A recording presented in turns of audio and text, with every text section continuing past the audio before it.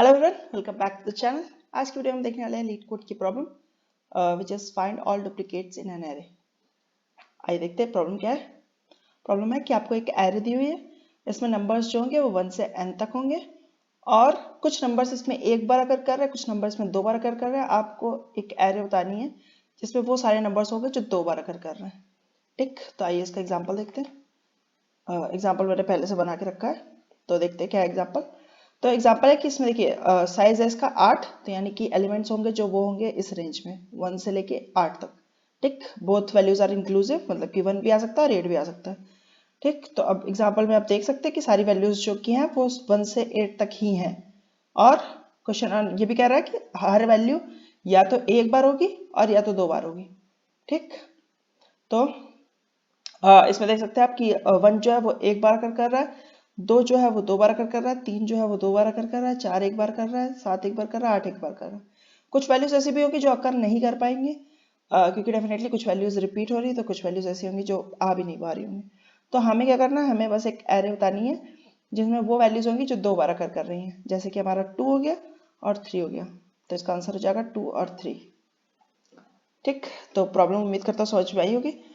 जैसे अगर एक और एग्जांपल ले लेते हैं हम कि हमारे पास है ये 1 1 2। साइज क्या है इसका, साइज इसका 3, यानी कि वैल्यूज होंगी जो 1 से लेकर 3 तक के बीच में ही होंगे, जो कि है भी। और इसमें 3 प्रेजेंट नहीं है, लेकिन 1 जो है वो 2 बार प्रेजेंट है, तो हमें बस बताना है कि कौन सी वैल्यूज 2 बार प्रेजेंट है। तो एरे में हम सिंपली 1 डाल के आंसर दे देंगे। ये हमारा आंसर। उम्मीद करता हूँ सवाल समझ में आया होगा। अब देखते हैं हम इसको सॉल्व कैसे कर सकते हैं। तो इसको करने का ब्रूट फोर्स तरीका क्या हो सकता है। जो क्वेश्चन पढ़ते हैं आपके सबसे पहले दिमाग में आ रहा है वो तरीका क्या होगा, वो तरीका क्या होगा। देखिए फ्रीक्वेंसी की बात हो रही, देखिए बात क्या हो रही है, बात हो रही है फ्रीक्वेंसी की। तो सबसे पहला तरीका क्या दिमाग में आएगा आपके, सबसे पहले ये तरीका दिमाग में आएगा कि हम एक फ्रीक्वेंसी मैप बना लें। हम एक फ्रीक्वेंसी मैप बना लें जिसमें हम सबके सामने स्टोर कर लें कि वो कितनी बार कर रहा है। 2 जो है वो 2 बार कर रहा है, 3 जो हमारा 3 भी 2 बार कर रहा है, 4 जो है वो हमारा एक बार कर रहा है, 5 बार नहीं कर रहा है, 7 जो है वो हमारा एक बार कर रहा है, 8 जो है हमारा एक बार कर रहा है। ठीक, अगर ये फ्रीक्वेंसी मैप हमारे पास, तो अब हम क्या कर सकते हैं, सिंपली इस फ्रीक्वेंसी मैप पर ट्रेवर्स करेंगे, इनकी जिनकी भी अकरेंस 2 बार है उनको एक एरे में भर के रिटर्न कर देंगे, हमारा आंसर हो जाएगा। ठीक, टाइम कॉम्प्लेक्सिटी क्या हो जाएगी इसकी, टाइम हो जाएगा ऑर्डर ऑफ एन, क्योंकि एक बार इसको ट्रैवर्स करके फ्रीक्वेंसी मैप में रखेंगे और एक बार फ्रीक्वेंसी मैप पे ट्रैवर्स करेंगे तो टाइम हो जाएगा order of 2n, which is a linear time solution. Space, क्योंकि हम ऑर्डर ऑफ एन का स्पेस यूज कर रहे हैं ये मैप बनाने में, तो इसका ऑर्डर ऑफ एन का स्पेस हो जाएगा। तो ऑर्डर ऑफ एन टाइम और ऑर्डर ऑफ एन स्पेस में हमने इसको कर दिया। ठीक, क्या ये सबसे ऑप्टिमल तरीका है, जी नहीं। क्यों, कैसे पता कर सकते हैं आप इसको, क्योंकि देखिए प्रॉब्लम में दिया हुआ था कि हमें कुछ नंबर्स, ये रेंज दी हुई थी कि 1 से n तक एलिमेंट्स ही हो सकते हैं, और दिया हुआ था कुछ एलिमेंट्स एक बार आ रहे हैं, कुछ एलिमेंट्स 2 बार आ रहे हैं। इन सब का तो कोई देखिए यहाँ पे हमने यूज करा ही नहीं ना, हमने तो सिंपली एक फ्रीक्वेंसी मैप बना लिया, इससे ही हम देख के आंसर अपना रिटर्न कर दे रहे हैं। कुछ भी हमें रेंज का तो फर्क पड़ा ही नहीं ना। तो इसका मतलब कि इससे कुछ बेहतर हम कर सकते हैं, क्योंकि अगर हमने रेंज का यूज नहीं किया तो इसका मतलब हम इससे कुछ बेहतर कर सकते हैं। तो आइए देखते हैं हम इससे बेहतर कुछ कर सकते हैं कि नहीं, जो कि हमारा ऑर्डर ऑफ एन स्पेस और ऑर्डर ऑफ एन टाइम से बेहतर हो। ठीक, देखिए क्या ये टाइम को हम कम कर सकते हैं किसी तरीके से, नहीं। तो हमें क्या करना है, क्योंकि हमें एक बार तो ट्रैवर्स करना ही पड़ेगा ना। अगर हमें ये पता करना है कि किसकी अकरेंस 2 बार है, तो एक बार एटलीस्ट पूरी एरे को तो ट्रैवर्स करना ही पड़ेगा, उसको तो हम नहीं हटा सकते। यानी कि ऑर्डर ऑफ एन का जो टाइम है ट्रैवर्सल का, ये तो लगेगा ही लगेगा। तो हम ऑप्टिमाइजेशन कर किस में सकते हैं, ऑप्टिमाइजेशन हम कर सकते हैं स्पेस में। तो स्पेस में ऑप्टिमाइजेशन के लिए डेफिनेटली कोई ना कोई ऑर्डरिंग मैटर करेगी। ठीक, क्योंकि वैल्यूज अगर एक रैंडम तरीके से पड़ी हुई हमारी एरे में, तो हम उसका फ्रीक्वेंसी कुछ नहीं बता सकते। तो अगर हम ऑर्डरिंग की बात कर लेते हैं, तो ऑर्डरिंग में अगर हम ऑर्डरिंग करके देखें तो क्या हो जाएगा।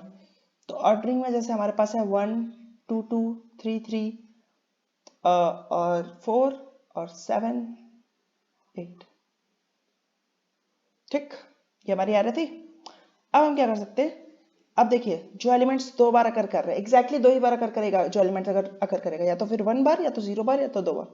ठीक, तो अब जो एलिमेंट्स 2 बार अकर कर रहे हैं उनका देखिए, अगर इस एलिमेंट पे खड़े हैं तो इसके पहले भी हमें यही एलिमेंट मिल रहा है, यहाँ पे खड़े हैं हम, तो इसके पहले भी हमें एलिमेंट मिल रहा है। जो एलिमेंट एक बार है तो यानी कि उसके पीछे ना आगे वो तो एग्जिस्ट कर ही नहीं रहा है ना।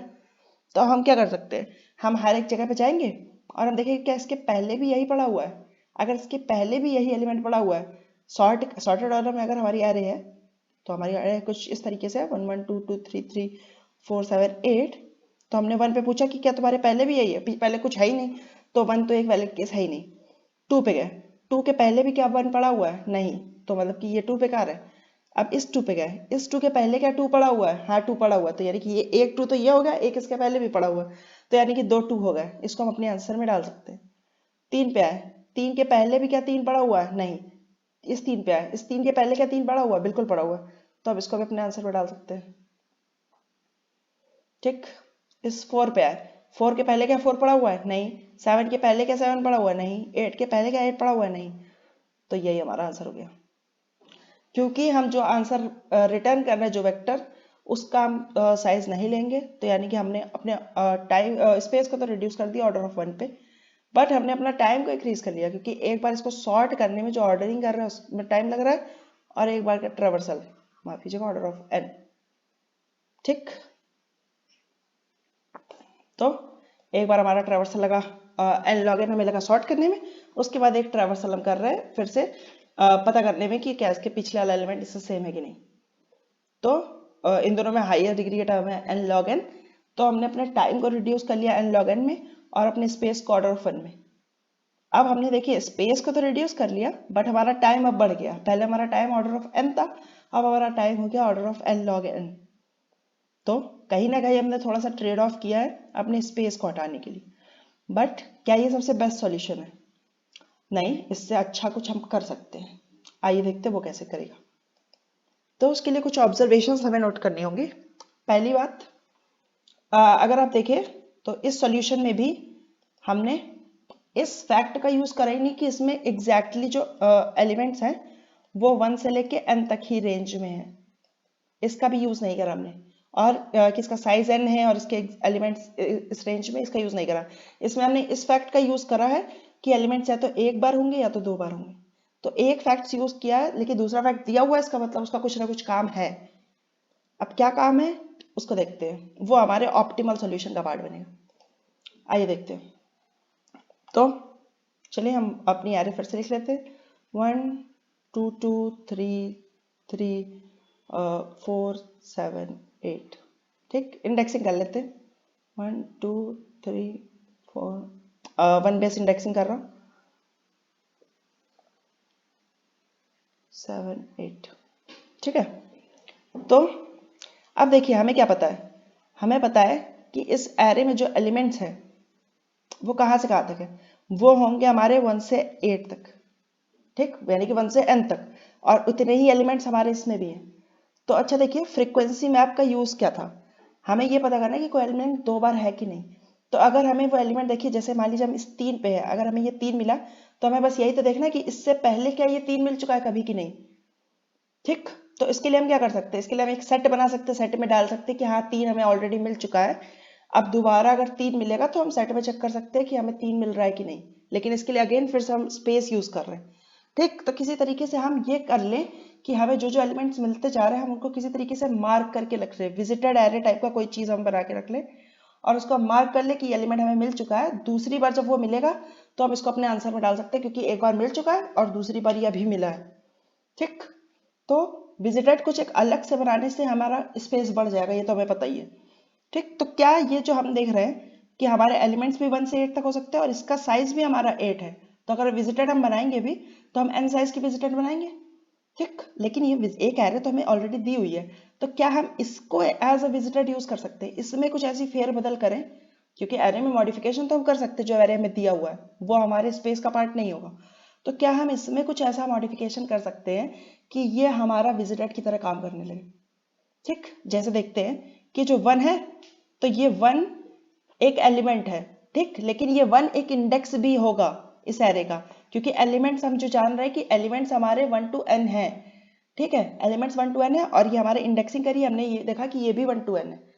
तो मतलब कि हर एक एलिमेंट को हम उसके इंडेक्स पे जाके कुछ फेरबदल कर दे। जैसे हमारे लिए लेट्स से ये 4 है, तो हम इस 4th इंडेक्स की वैल्यू में जाके कुछ ऐसा फेरबदल कर दें कि हमें पता चल जाए कि ये 4 ऑलरेडी आ चुका है। ठीक, तो क्या विजिटर मार्क करने के लिए हम इसको 0 कुछ बना सकते हैं कि 0 बना दे या फिर कोई एक ऐसी वैल्यू स्टोर कर दे जिससे हमें पता चल जाए। तो अगर ऐसा करेंगे तो हमारी ओरिजिनल एरे पे फर्क पड़ जाएगा। जैसे मान लीजिए अगर यहाँ पे हमारा ये तीसरी पोजीशन पे यहाँ पे अगर हमारा 8% होता तो अगर हम 8th यहाँ पे जाके 0 कर देंगे तो हमारी ये जो ऑलरेडी वैल्यू है ये खो जाएगी, है ना। तो हमें कुछ ऐसा करना है कि हमारी वैल्यू भी ना खोए, कि हम उस इंडेक्स पे पहुंचे तो हमें ये पता हो कि यहाँ पे पहले पढ़ा क्या था, तो हमारी वैल्यू नहीं खोनी चाहिए। तो इसके लिए हम क्या कर सकते हैं कि हमारी वैल्यू भी ना चेंज हो लेकिन हम किसी तरीके से उसको मार्क कर दे कि विजिट हो चुका है। तो आइए फिर से एक बार कंस्ट्रेंट देखते हैं। तो देखिए हमारी जो वैल्यूज है ये 1 to n है, यानी कि इसमें नेगेटिव वैल्यूज नहीं है ना।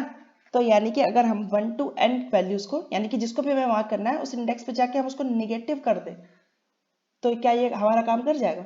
अगर कोई वैल्यू पहले से नेगेटिव है इसका मतलब कि वो पहले आ चुकी है, हमने उसमें छेड़छाड़ी करी है, क्योंकि पहले से कोई वैल्यू नेगेटिव हो ही नहीं सकती है ना, क्योंकि वैल्यूज तो सारी पॉजिटिव दी हुई है ना हमें। तो अगर हम किसी वैल्यू को जाके नेगेटिव बना रहे हैं और हमने देखा कि इस वैल्यू यहाँ पे वैल्यू जो पड़ी वो तो नेगेटिव है, तो इसका मतलब कि हमने इससे पहले उसको छेड़ा है, यानी कि ये बता रहा है कि ये विजिट हो चुकी है। ठीक, तो आइए इसके लिए देख लेते हैं एक बार क्या करेंगे हम। तो जैसे कि ये 1 है हमारा, तो 1th इंडेक्स पे जाएंगे और इसको हम -1 कर देंगे। ठीक, ऐसे 2 के लिए सबसे पहले देखेंगे कि 2 इंडेक्स वाली वैल्यू क्या नेगेटिव तो नहीं है, तो 2 इंडेक्स वाली वैल्यू तो नेगेटिव नहीं है। तो अब हम क्या करेंगे, अब हम जाके 2 इंडेक्स वाली वैल्यू को नेगेटिव कर देंगे। अब ये 3 पे है, हम 3 के लिए देखेंगे इसकी वैल्यू है 2, तो हम चेक करेंगे क्या 2 विजिटेड है कि नहीं। तो 2 विजिटेड कैसे पता चलेगा, 2 विजिटेड पता चलेगा इस एरे के सेकंड इंडेक्स पे जाके। सेकंड इंडेक्स पे गया, वैल्यू पड़ी है नेगेटिव, मतलब कि ये पहले से विजिटेड है।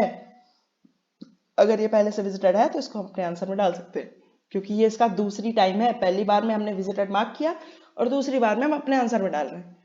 ठीक, अब हम इस इंडेक्स पे आते हैं। यहाँ पे वैल्यू पड़ी हुई है 3, तो थर्ड इंडेक्स पे गए, यहाँ पे पड़ी हुई वैल्यू को कर दिया हमने नेगेटिव मार्क। ठीक, अब 5 पे आए, 5 पे भी वैल्यू पड़ी है 3, अब थर्ड इंडेक्स पे गए, चेक किया हमने कि क्या वैल्यू नेगेटिव है। हाँ वैल्यू नेगेटिव है, इसका मतलब कि ये सेकंड टाइम है जब ये वैल्यू एनकाउंटर हो रही है। ठीक, फिर से अब हम यहाँ पे आए, अब 4 पे गए, तो 4th इंडेक्स पे जाएंगे और चेक करेंगे क्या 4th इंडेक्स की वैल्यू नेगेटिव है। नहीं, तो इसका मतलब कि ये फर्स्ट टाइम है जब हम इसको एनकाउंटर कर रहे हैं, और हमने मार्क भी कर दिया था कि अब ये विजिटेड मार्क हो जाए। अब 7 पे गए, 7th वाले को मार्क कर दिया, 8th पे गए, 8th वाले को मार्क कर दिया।